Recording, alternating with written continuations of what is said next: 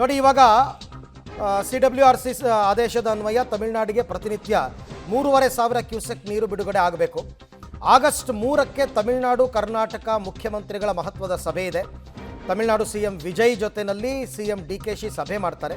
ಮಹತ್ವದ ಸಭೆಯತ್ತ ಕನ್ನಡ ಸಂಘಟನೆಗಳು ಚಿತ್ತವನ್ನು ಹರಿಸಿವೆ. ಸಮಸ್ಯೆ ಬಗೆಹರಿಯದಿದ್ದರೆ ಆಗ ತೀವ್ರ ಹೋರಾಟ ಫಿಕ್ಸ್ ಅಂತ ಹೇಳ್ತಾ ಇದ್ದಾರೆ.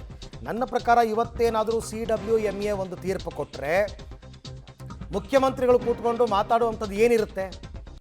ಇವ್ರಿಗಿರೋದು ಇನ್ನೊಂದೇ ಒಂದು ಆಪ್ಷನ್ನು, ಸುಪ್ರೀಂ ಕೋರ್ಟ್ಗೆ ಹೋಗಬೇಕು.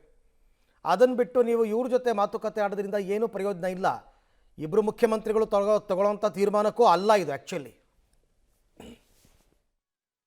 3ನೇ ತಾರೀಕು ತಮಿಳುನಾಡಿನ ಮುಖ್ಯಮಂತ್ರಿ ಬೆಂಗಳೂರಿಗೆ ಬರ್ತಾ ಇದ್ದಾರೆ. ಕರ್ನಾಟಕದ ಮುಖ್ಯಮಂತ್ರಿಗಳು ತಮಿಳುನಾಡಿನ ಮುಖ್ಯಮಂತ್ರಿಗಳು ಒಂದು ದೊಡ್ಡ ಚರ್ಚೆಗೆ ಮುನ್ನುಡಿಯನ್ನು ಬರೆದಿದ್ದಾರೆ.